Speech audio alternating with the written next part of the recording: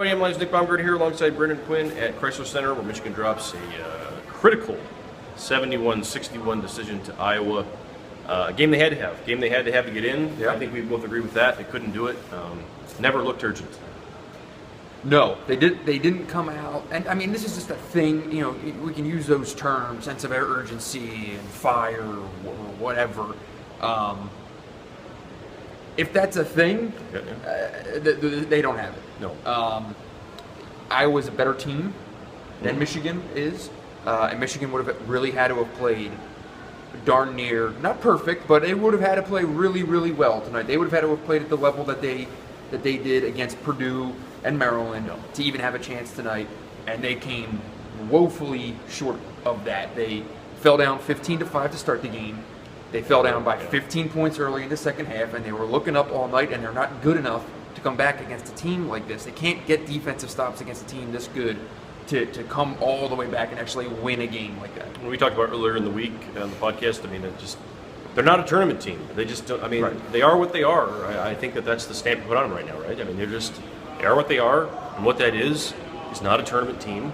Yeah. And now the bigger question on top of that would be you deal with, well, they're not a tournament team because they had some injuries, or they're not a tournament team because this place is just heading in the wrong direction. I mean, that's the next question. That's a bigger question, yeah. Right? But as of right now, they played what? 13 or 14 top 50 RPI teams. They had all the opportunities in the world. That's the thing, yeah. And they didn't beat those teams because they're not as good as those teams. So, you do put a certain amount of weight on losing Karis LeVert and Spike Allgren. That's a real thing. Yeah. This is a different team with those guys. And they just weren't good enough to recover from that. And that speaks to bigger questions, for sure. When you talk about recruiting and depth and why you don't have a team that can be a little bit better, why guys didn't develop more from freshman to sophomore years, this huge sophomore class. A lot of guys just didn't take the next step. And they paid the price big time in the year. And the last thing here, John Beilein's answers tonight, maybe the last one he gave, were, I don't know, maybe I'm stretching here, but they sounded a bit concerning if I'm a Michigan backer, in that he gave the old, this isn't a life and death situation. The sun's going to come up tomorrow and we're going to get through this kind of thing. Well, yes, no one was going to die here tonight or whatever it was. But I mean, in terms of the season, this was a life and death situation. For him to say that is a little interesting to me. I don't know if he knows quite what to say at this point. That just seems pretty obvious. And I think he was generally trying to quell some of the panic of the overall direction of the program. Because right now you're going from Final Four to Elite Eight, to missing the postseason, to, as of right now, going to the NIT. That is not a trajectory that anyone wants, and in a profession as fickle as being a college basketball coach, momentum disappears like that. It's real hard to get back to. It's really hard to build a program and sustain a program, and there are going to be significant questions about where this thing is going after the season ends. I don't think this is not a question of John Beilein's job security. I don't think in any way right now.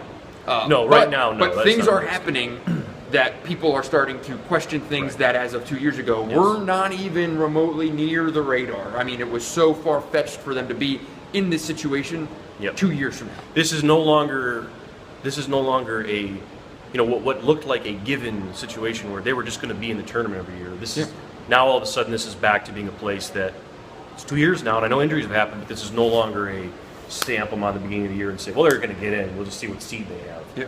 And that is a massive step in the wrong direction, no matter what. I mean, I would agree with you that the job security stuff, that's not a realistic question right now. Despite all your emails. But it has taken a significant step in the wrong direction, and at the end of the year, they've got to figure out ways to fix that. Look at it this way. You covered the Final Four team the year before I got here to cover the Elite Eight team. This was not that long ago. They were filling it up. Yeah. There was a different vibe. There was obviously a different level of talent, and a lot of things have happened between the injuries and all that. But this place was barely, it could barely fill it for a lot of games. Most of the games this year, it was dead for most of tonight. There were maybe 2,000 empty seats for a senior day game with the season on the line. Nothing, just zilch. It's kind of like what happened to the whole vibe around this thing, and. Went to No, the NBA. This was a, I mean, it went early This- to the NBA and got hurt. I guess. this was a sexy place, Yeah. 2 or 3 years ago, whatever. And the shine's kind of rubbed off for sure. Well, they can go back to Indy and try and find it, or otherwise Gotta go to beat- the NIT. I mean, you have to, the Gotta- minimum. well. Minimum, they're going to have to win the 8-9 games, I game would think. on Thursday at noon, and then they're going to have to beat Indiana on noon in Indianapolis, the number 1 seed in the tournament, a hot team that's playing well, that is Big Ten champs. that is led by a guy who, if it weren't for Denzel Valentine, would be the without a doubt Big Ten Player of the Year, Yogi Ferrell. Well, Brandon will be there to see if it can happen. Got about a tall week, order. right? Or Thursday? First game's Thursday. game's Thursday, They so- win, they advance to Friday at noon. All right, well, until then, we'll talk to you guys later.